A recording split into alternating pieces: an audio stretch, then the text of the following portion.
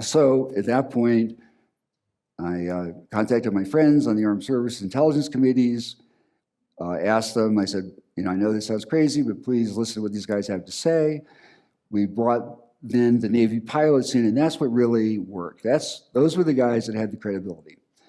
So when the Navy pilots came in and ran through their experiences and talked the senators through this, and they began to see some of the other evidence, and of course they're also then able to get some of the classified information that complements, reinforces, expands on some of this.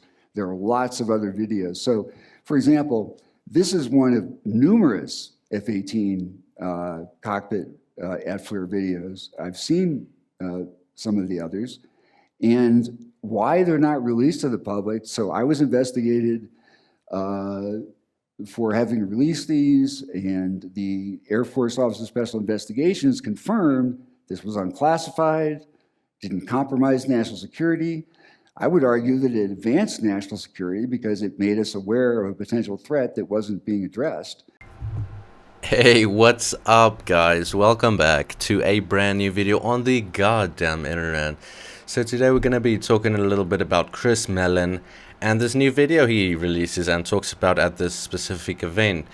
It's really interesting. I'll bring all this information to you as it comes out as soon as I can. Guys, we're going to be talking about a lot of stuff this year. Make sure you subscribe, notifications on. This is going to be the fastest growing channel real soon. Check out the Patreon down below, TikTok, share, like, comment. Guys, thank you so much. So Chris Mellon is an individual we have covered quite a bit and extensively in the past, and we're going to keep covering everything he does and releases. And he speaks about how this video is not classified and it does not harm national security. You know how they always claim national security, this and that, but he offers some perspective that it actually advances it because it makes people aware of this type of thing and therefore more defense funding for the specific niche of threat. But though you could look at it in another light, you could see it as, is this whole UFO thing, and I don't believe it is, but just as like an extra perspective, are these people bringing up this kind of thing to get more funding? That could be an incentive. So we've just got to look at it in all sides as we always do. But without further ado, guys, get ready for this video. It's a go one. Make sure you watch till the end. We need that watch time. The best parts are there. You will not regret it. Let's watch, okay? So that we could begin working to close that vulnerability. And yet they have, I don't know at this point, how many dozens like this that they still haven't released. So the executive order on classification says, when in doubt, you should make it unclassified. And I can't imagine what lawful basis they have for classifying that after they publicly acknowledged that this did not damage national security. And that's a small example of a larger issue. So the new CIA director, when he was director of national intelligence, acknowledged on CNN that we have satellite imagery of UAP. And I've seen some of that as well. And some of that is even more compelling, perhaps. These infrared videos tend to be fuzzy. One of these interesting, notice there's kind of like a halo around this object. And the theory that some scientists in the community have to try to explain this method of propulsion that we're seeing is that space-time is being manipulated. Space-time itself is being manipulated in the immediate vicinity of the craft. And therefore, the craft is not feeling any acceleration. And therefore, of course, it's not getting hot. And it would explain a range of things that we're seeing if it's indeed possible. Theoretically, there's something called an Alcubierre drive, which the physics community is still refining, but it does demonstrate if you had sufficient energy, it would be possible to do that. It's way beyond the bounds of anything we could recreate at this time. It's truly, theoretical physics. But there are some theories about how this might be done if you had a much more advanced civilization with more advanced understanding of science. So sometimes I really sit and wonder what could be the motivation and incentive to actually keep the secret, this massive thing that pertains to everyone about the actual nature of reality. And whether we're alone, like, imagine that. Some people thinking they have the right to keep the fact that we're not alone and there are species here that are much more advanced than us technologically, and keep that to themselves. And I think one of the incentives that might be relevant is capitalism in a sense, because you know, like, they could reverse engineer it and profit on this, and if they admit it, then there's going to be kind of a worldwide incentive to share this and make it open source, and that's rightfully so. But I'm not sure if this is the only perspective that people in that position would have. Like, I think there would be a bunch of considerations. I just really hope that the reasons all of this is happening is not greed and people being selfish, which they so commonly are, right? John, you have seen in your role the most intelligence that anybody has seen other than the president as the director of national intelligence. Can you tell us, have unidentified flying objects been seen? Well, sure. We have lots of reports about what we call unidentified aerial phenomenon. And this actually is a program that's been in place for a few years in terms of a task force that has been there under the National Defense Authorization Act. But as you correctly point out, Maria, there's now a report that will be issued by the Pentagon, by the Secretary of Defense and the Director of National Intelligence. But frankly, there are a lot more sightings than have been made public. Let me just say for 1 second real fast, okay? I'm so glad that fucking Kirkpatrick is gone, okay? He's gone wherever the fuck he went. What a useless individual. I'm sorry, Kirkpatrick, but you were in that position and you were no use for anyone besides your fucking management, okay? But there is a new person that is in charge of Arrow, the anomalous whatever resolution office, right? And yeah, so supposedly a lot of people like him quite a bit more, so we're gonna have to be checking out for that. We're gonna be covering it as always. Let me know what you guys think about Kirkpatrick and him leaving, and the new guy especially. Like, does anybody know like his background? If he is a person who'd do good in this role and actually have the right intentions going into it, like David Grush. And yeah, there's been some talk about David Grush being in government as well at some sort of position, probably like close to Luna or some Birchhead or some other people that, you know, he's been known to be circles in.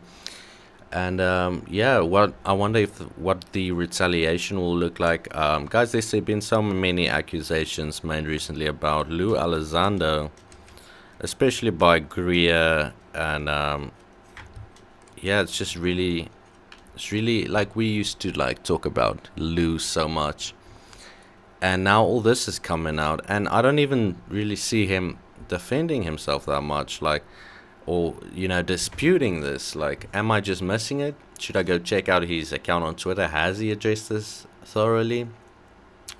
Please let me know. Some of those have been declassified. When we talk about sightings, we're talking about objects that have been seen by Navy or Air Force pilots or have been picked up by satellite imagery that frankly engage in actions that are difficult to explain, that movements that are hard to replicate, that we don't have the technology for, or traveling at speeds that, you know, exceed the sound barrier without a sonic boom. You know, when that information becomes declassified, I'll be able to talk a little bit more about that.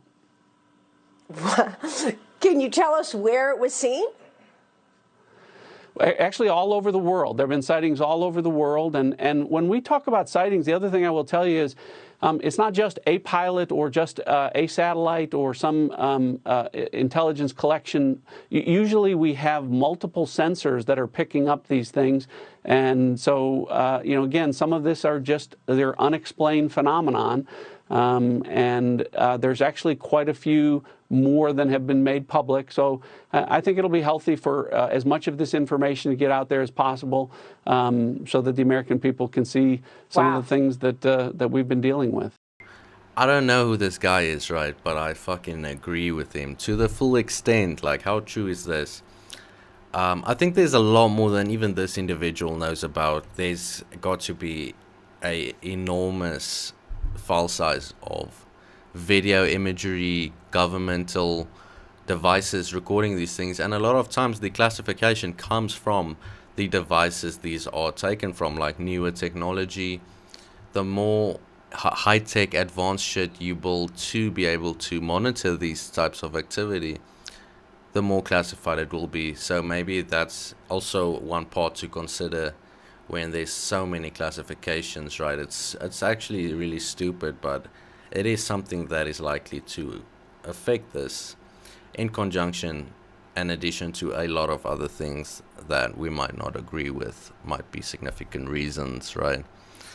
But there are so many FLIR footage I think should be there that we can't see that does not harm national security in the slightest, okay? So forward-looking infrared technology devices, the US uses a lot of them. They make things that are in the normal like range of the light spectrum, not too visible, but like FLIR makes everything just so much more visible. You can see the shape, the surroundings, the environment. I think it's really useful, and the US uses quite a bit of it. I'm not sure if the B2 uses like technology like this in advanced craft now, but most likely, right? Guys, we're getting to a seriously good point of this video, so don't click away. This is where it gets good. This is what you've been waiting for. So just motherfucking enjoy this. And if you do for a second just think, wow, this channel is great, guys, subscribe right now. It's free, and you would be helping a ton, as well as a like. Oh my god, helps like the algorithm an enormous amount, okay? And we're trying to really grow this. It's a lot of effort, a lot of time, a lot of thinking, planning. So that would be greatly appreciated. Patreon down below, and let's keep watching. Enjoy. It also explains why it's hard to get clear, crisp pictures, because if there is an area in the immediate vicinity of the craft where space-time is distorted, then the signals from radar and so forth, or photons that are entering that field and being emanated from it, may change. It may change the rate, the frequency, and that kind of thing. So this is speculative, but some of the attempts that are being made as some of our scientists are scratching their heads and trying to figure out how this might be done. Those are some of the ideas we're kicking around. I've got about 20 questions in less than 20 Yeah, minutes. this is about, I'm getting near the end here. So here's what I want to ask you first. You made reference, and let's run through them real fast. Okay? Sure. You referred back in the 1950s to flying saucers, but we have much more imagery since the 1950s. What are the various visual characteristics of UAPs? Right, so this is really interesting because there's sort of certain families that we see consistently. So for example, there are triangular craft. And I just happen to have a slide here. Oh, there it goes. So this was reported by a Navy officer stationed in Hampton Roads, Virginia. And he contacted me through LinkedIn, and he wanted to know how to get this information to this new, at this time there was a task force on UAP that had just been established, and he wanted to know how to get this information to them. And he was driving with his sunroof open, and he looked up and he saw this thing flying over his car. And it was moving slightly faster, but not much faster than his car. So he got a really good look at it for a period of several minutes. And he did this very detailed sketch. Now, one of the things that's interesting about this is that people all over the world report almost exactly the same thing, and they have been since at least the 60s, probably the 50s.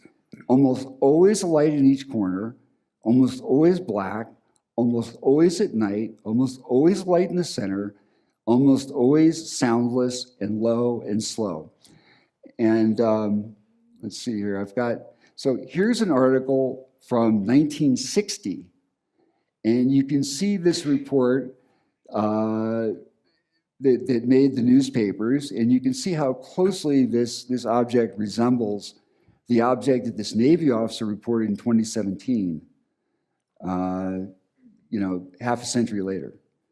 And in fact, there were many other reports of this kind, and there's a considerable amount of raw data on this in terms of letters, hand-drawn sketches from that period. So triangles, lately, a new phenomenon, I want to talk about the drones a little bit, but triangles, orbs, like balls of light, we don't see this so much anymore, but fireballs, the occasional of these white tic-tac craft, and nobody knows if they have a common source or different sources, and their behaviors are somewhat different. Sometimes they're like in the Phoenix Lights, they're more of a boomerang-shaped thing. In your opinion, when there are credible UAP sightings, is there an inarguable corollary with extraterrestrial beings, even, I'll ask, at the controls? My first thought about that, my inclination has always been to think that if there is an extraterrestrial connection, it's probably some kind of AI. It's probably not biological. We can see the trajectory of where our own technology is going. We already have craft that have left the solar system, Voyager 2, or Voyager 1. We can see where this is going with AI right now. Stop.